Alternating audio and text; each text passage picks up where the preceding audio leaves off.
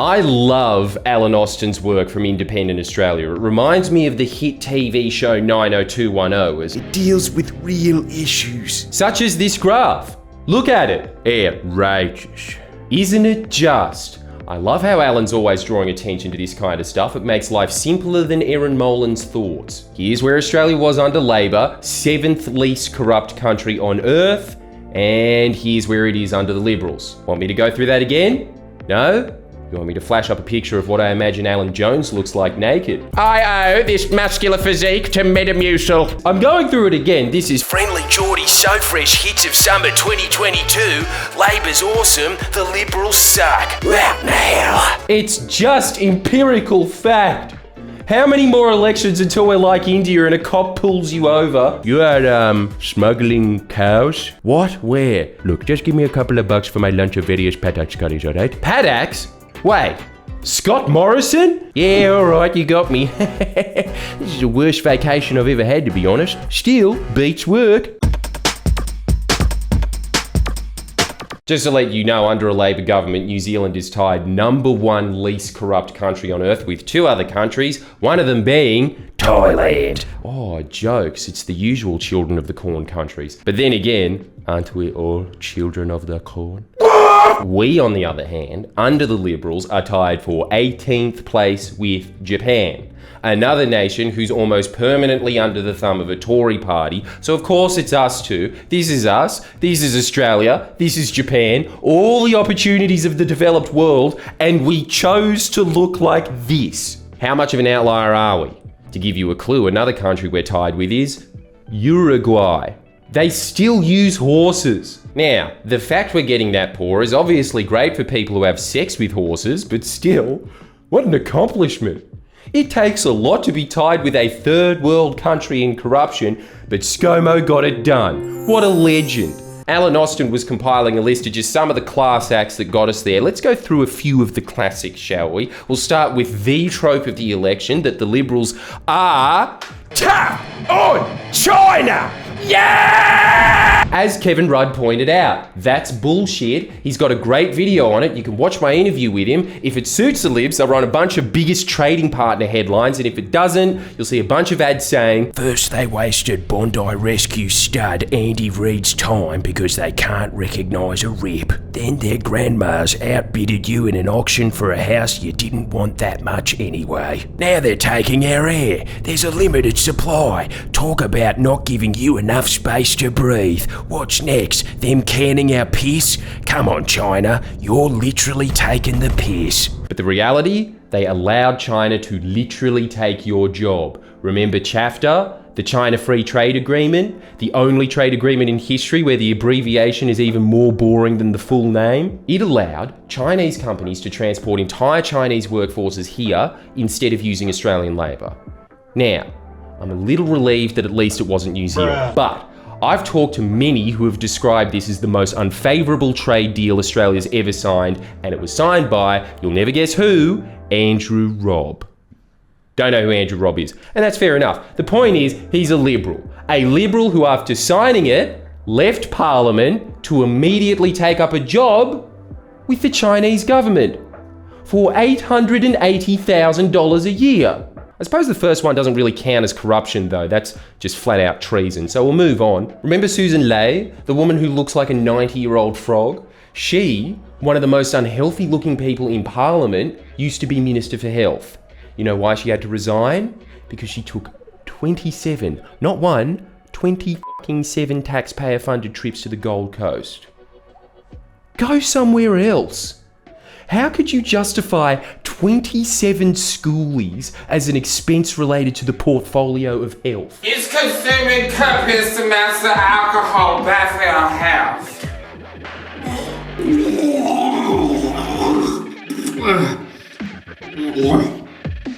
I'll have to come back and check again. I can't remember anything last night. Now that's a red frog. You know what we have to bring up now? That's right, context. Context, making you mellow and sad long before Xanax. In the Hawke government, there was a Labor politician by the name of Mick Young who had to step down because he forgot to declare a teddy bear for his daughter at customs. Susan, after visiting the Gold Coast nearly 30 times on our dime, Christ, I had no idea how exhausting wrecking the healthcare system is. She was allowed to move on to being Minister for the Environment because, okay, I'll pay some of it back.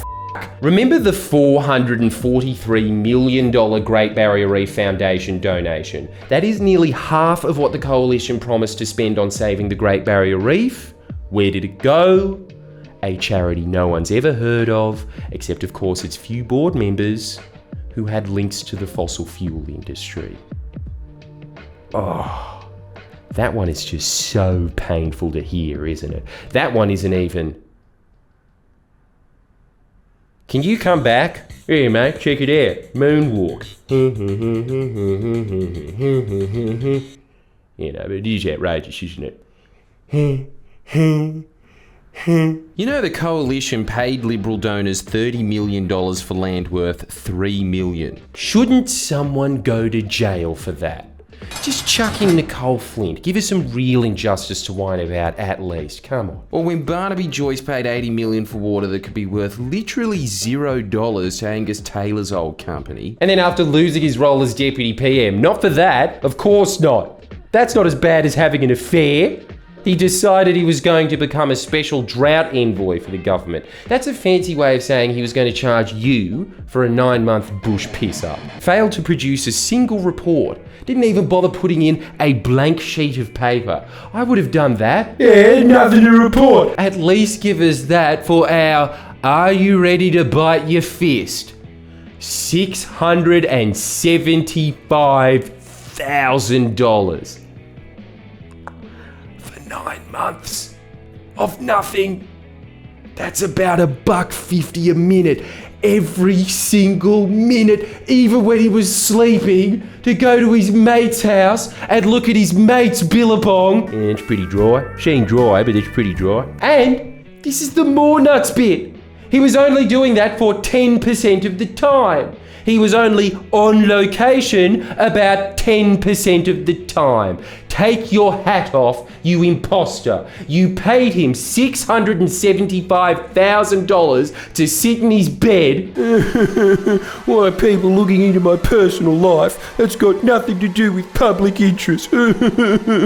Farmer definitely doesn't need another wife. Under the coalition, I didn't know this one, Australia has become one of a small number of countries where, isn't this fucking mental, criminals can hide their money by buying real estate with virtually no questions asked.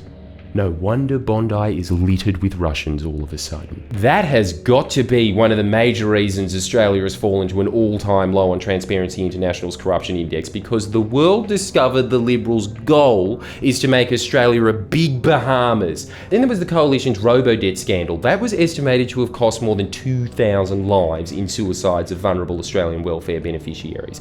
The elderly, the disadvantaged, the sick, the unemployed. Surely Christian Porter should go to jail for that. And nothing else. I'd definitely have a drink with that guy and leave my drink unguarded for a long period of time. You got all that in your head? You got the part where you get to complain about someone? Because I know you love this bit. Let's compare it to Labor. Oh, no, don't click off. You learned something. You learned that Labor's fucking mad. Do you remember that when Tony Abbott was first elected, he did this big, "I'm gonna look into union corruption" song and dance, but because he's basically just a plank of wood, it looked like this. Their royal commission into union corruption cost an astronomical $100 million of your money, and it was all spent pretty much to try and dig up dirt on Bill Shorten, and they got, you ready for this, for $100 million? Blip. Nothing. They got no dirt at all on any Labor politicians. Nothing. They had a judge so biased that he attended Liberal Party fundraisers, essentially a human Channel 9. Channel 9, the company, was prosecuting the unions in a court, and Labor MPs as well. Still found nothing. Can you imagine what a $100 million Royal Commission into Liberal Party corruption would uncover when what I just outlined then isn't even close to extensive? That is one of hundreds of rorts on public record. So I hope to God when Labor gets in, they are as politically courageous as the Liberals were. It's only fair. In fact, to be fully fair, Sally McManus should be the judge. Actually, she would be too fair.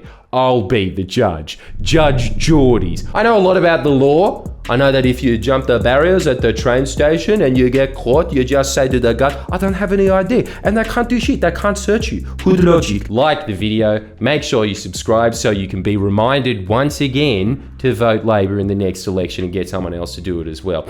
Hey, there was only 3 very distinct shout-outs to Labor in this video. I'm getting better.